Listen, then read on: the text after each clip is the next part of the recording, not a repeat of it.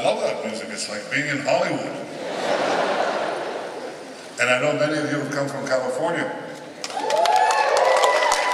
From Hollywood? Yes. Well, I know you've come from 5 continents, 6 actually, if you separate North America, South America, Europe, Africa, Asia, Australia. John Shapiro and my dear friend, David Harris, what about Antarctica? What is this lapse? You've come here from all over the world. I see many, many young people in this crowd. You are our future. You are why we're working so hard. And thank you for taking part in our people's story. Welcome to Jerusalem. Welcome to Israel.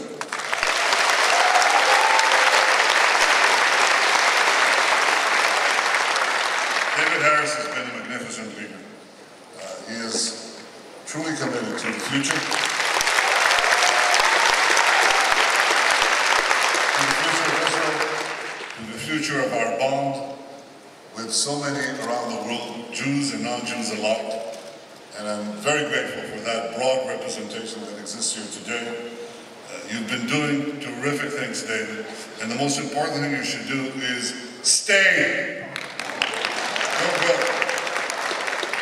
Convening the global forum here reflects the strong ties between Israel and the AJC global community. AJC has always stood by Israel.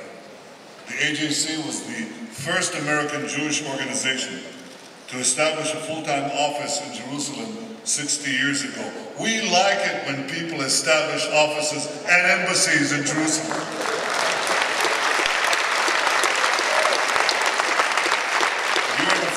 Jewish American organization to do so.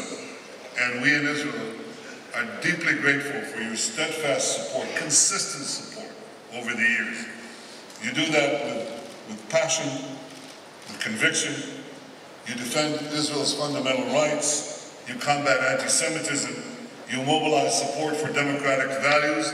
You mobilize support and you defend the truth all around the globe. You make your voices heard and you build bridges with people in every corner of the world. And that includes all the places that I mentioned, and one that I didn't, but I will now, the Muslim world. I find that particularly important and particularly hopeful. Welcome to all of you from Indonesia. Know that we have contacts, among others from the AJC, with many, many in the Muslim world. And that holds the promise of peace. Through Project Interchange, you bring thousands of leaders to see Israel for themselves. And I think they go back eager to defend the truth and equipped to defend the truth because they see the true Israel, as you do when you walk around here. And the truth is that as Israel celebrates its 70th birthday, we have so much to be proud of.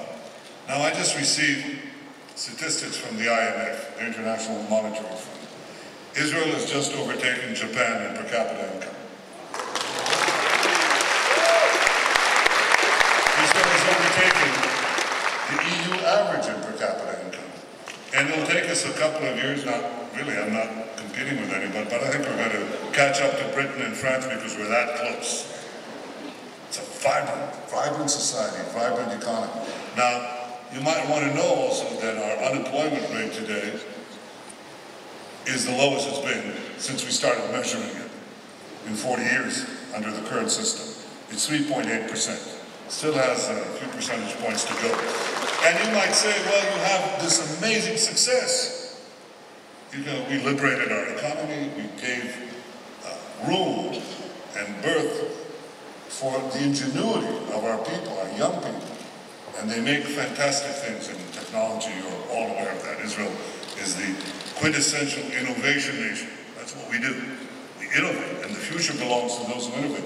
But you might say, well, that's okay. So you took care of the rich, but the gap between the rich and the poor gets bigger, right? No. In fact, the opposite has happened, because we also got statistics for the inequality coefficient. It's called the Gini coefficient. And what that means, it measures inequality in a society across countries. And Israel's has gone down steadily and dramatically as we speak over these years. As our economy has grown and as we have become richer, we've also become less divided. Less divided because right now our inequality rates, which were very high, now are almost touching the inequality rates, gross inequality, that's what it's called, almost touches the OECD. So we're surpassing many of those countries, but we're also making sure that this gift abounds to our people. And when I say our people, I mean all our people. All our people. Part of the reason that this is happening is because Orthodox people are entering the job market. Our Arab citizens are entering the job market. And as they do so, their situation is improved terrifically.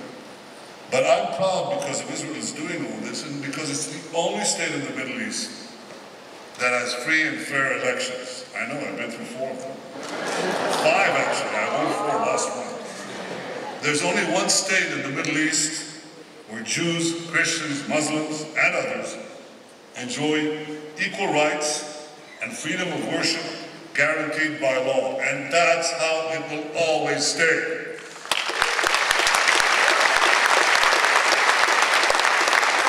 There's only one state in the Middle East with an independent judiciary and a free press. Boy, I can tell you how free it is. You wouldn't believe it. There's only one state in the Middle East that welcomes gays, and I'm very proud that we have a very, very bright and rising star in our party, Amir Rouhani. But there are others in other parties. This is the one place in the Middle East where gays walk proudly on the Tel Aviv beach and participate here in our Knesset deliberations, in our government. Israel is the one place in the Middle East where you have female fighter pilots. Well, it may not be the only place. I think there's another country with a female fighter pilot, so let's amend that one. But we've had that for a long time. We have Christian diplomats, we have Arab Supreme Court justices, and we have Druze ministers. I just appointed one, and I'm very proud of that. Israel isn't strong despite its diversity, it's strong because of its diversity. And that's why I'm proud that my government has invested more than any other in Israel's history in our Arab sector. And this money, 15 billion shekels. The previous record was held by another government, 1 billion shekels. That was mine.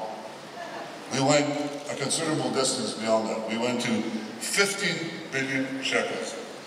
And it goes to improving the welfare and the opportunities of our Arab citizens in health, in welfare, in education, in transportation, employment, transportation.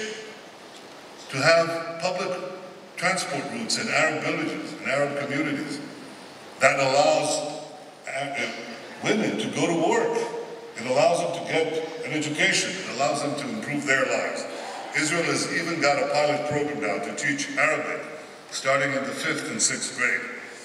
I think the success of our Arab citizens links to the growing ties with our Arab states, which I can speak about in general terms, but which I tell you specifically are improving beyond imagination. And I think this will help ultimately achieve peace with our Palestinian neighbors. Israel has offered its peace, its hand in peace, with all our neighbors 70 years ago in our birth, and since then many, many times. But I think that the problem we face is this. The reason we don't have peace is not because of the absence of a Palestinian state. It's been offered many, many times. And it's been rejected many, many times because it always had a condition. No Jewish state. That's why 100 years ago, the rejectionist elements in Palestinian society rejected the Balfour Declaration. They rejected the Peel Commission in the 1930s. They rejected the partition resolution, which called for a Jewish state and an Arab state in 1947. And they've rejected it ever since. Mr. Abbas said no to Prime Minister Olmert. He said no to President Obama. I agreed to discuss what I had considerable reservations about Secretary Kerry's peace plan. And President Obama asked me, well, will you sit down and talk about it? I said, yes, I have reservations, but I will, because you have to sit down and negotiate peace. And then he asked Abu Mazen, President Abbas. Netanyahu said that he's willing to discuss it. What about you? You know what he said? What did he say? He said nothing. He said, I have to think about it, and never came back. And that's the problem. It's never been about a Palestinian state. It's always been about the Jewish state. If President Abbas wants to make peace, recognize the Jewish state, for God's sake. That will bring peace.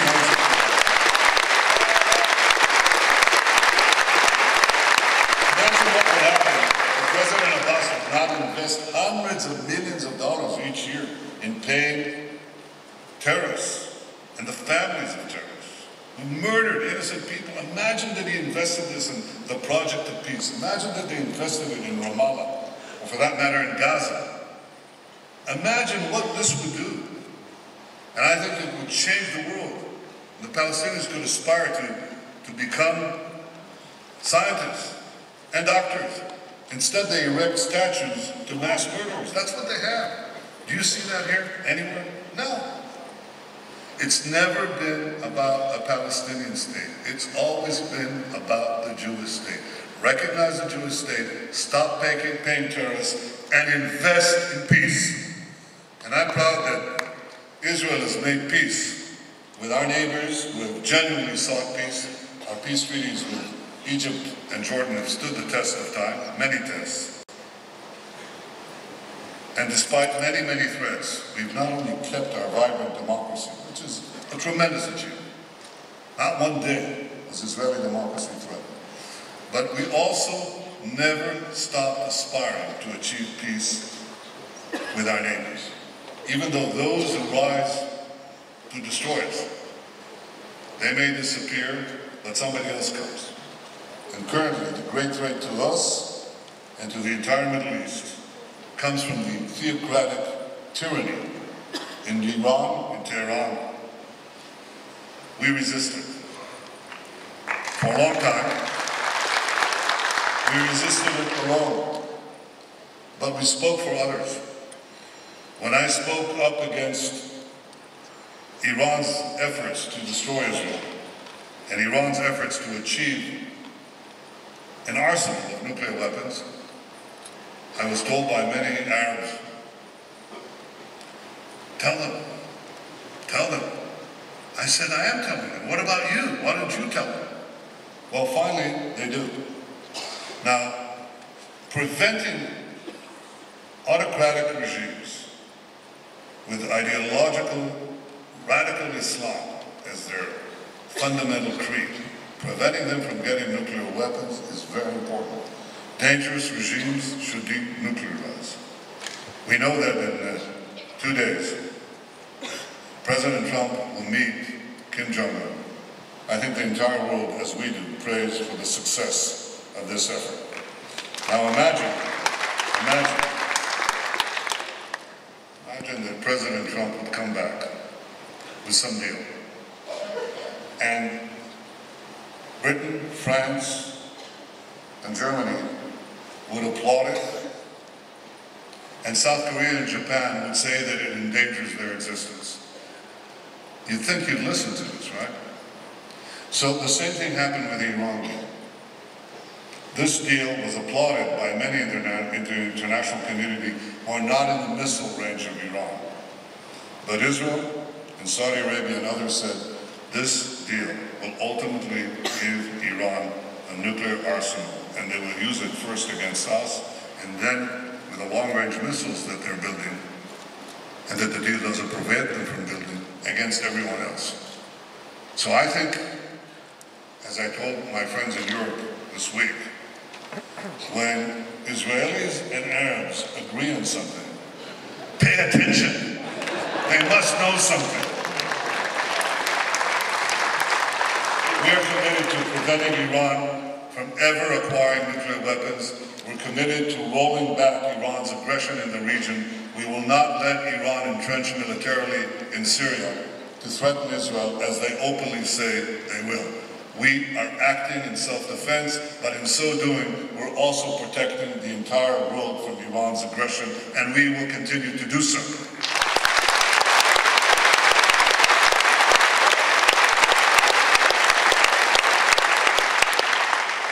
But here's the curious thing that has happened. I mean, Iran has produced one good thing. It's brought Israel and our Arab neighbors closer together than ever before. That has happened. But as the Arab states see the benefit of Israel's strong security stance, they also discover what many others in the world have discovered, that Israel is a fount of technology that can make the lives of their own citizens better. To clean water, to clear air, agriculture, IT, health, in every field.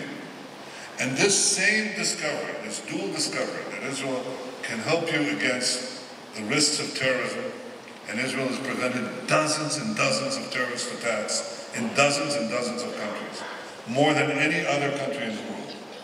Israel is doing that and is proud that it's doing that. Many countries want that. But they also want the benefits of Israel's innovative technology.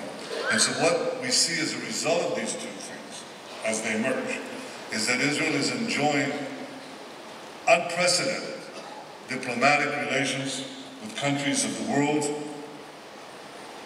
We see that in the hundreds and hundreds of leaders who come here every year. We'll be hosting tomorrow one of them, Sebastian Kurz from Austria. There are many, many others who are coming. And they're coming because they understand that cooperating with Israel is something that is good for them, good for their people. So Israel is a rising force in the global economy, and I'm very proud of that. We're dedicated to making the world a better place for all. I just spoke to President Jimmy Morales of Guatemala. He too brought his embassy there. By the way, you can go back to your respective countries and make sure, for those who haven't yet moved their embassies, do it. And for those who haven't yet established their embassies, we're waiting patiently, but we know that'll happen too. I spoke to Jimmy Morales after this tragic volcano eruption in Guatemala, and within 48 hours, we have a mission of doctors who are there on the ground helping to save lives.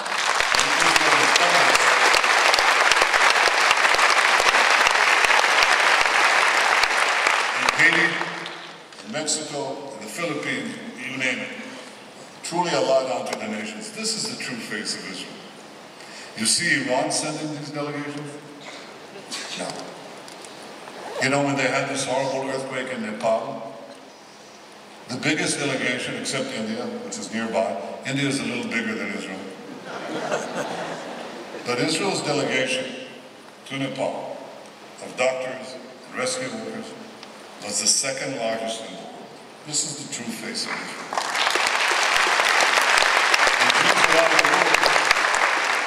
Should take part in all that Israel represents. We're very grateful for the friendship we've enjoyed. I hear with great sorrow that friends that we have, like Per Olmark in Sweden,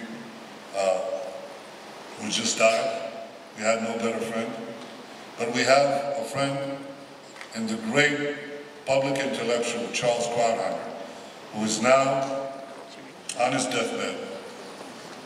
I've sent him a letter, which I hope he can still read, but we've had no greater defender of consistency and conviction and courage than Charles Krauthammer.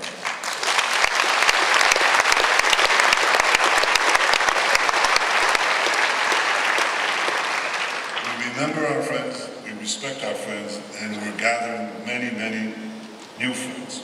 But we also know that before anything else, Israel is the home of all Jews. Every Jew should feel at home in Israel. This is our goal. This is our policy.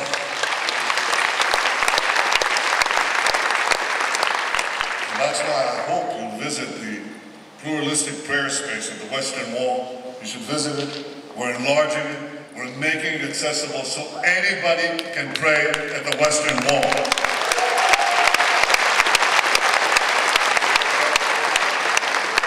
Now, the unity of our people is something that is important and transcends daily politics. It's not always amenable to daily politics, but it's in our hearts. It's in my heart. I know that we are one people. I know that we share a common past and a common destiny. I know the long journey that we made since 3,800 years ago, Abraham came to this land. He came to this land, and his sons pitched their tents here. We built our hearts here. We built our values here. They were forever inscribed, not only in our soul, but in the soul of humanity. And then we lost our land. And it took us 2,000 years to come back. But we never forget that Israel is home for all the Jewish people around the world. Anyone here is welcome. Welcome. Feel free to come here. Feel free to pray. And if any of you want to get rich, come to Israel, because this is a place where great fortunes are made. You know the joke? Remember the joke? How do you make a small fortune in Israel? You start with a big fortune? Not true anymore. This is the place where you can make a great fortune, but I don't mean it merely in the material sense. Whether you come for a short time or for a long time, for a week or for years, Israel is your home. I want you to feel that as you go tomorrow. Have you gone already to the wall? On Wednesday. When you touch the wall, know this truth. This is your home. And this will always be the home of every Jew. I want to thank you for all that you do. I want to thank you for taking an active role in our remarkable history. When you go back to your respective countries, stand up for Israel and stand up for the truth. That's all that I ask. And I want to thank you and see you next year again in Jerusalem. Thank you.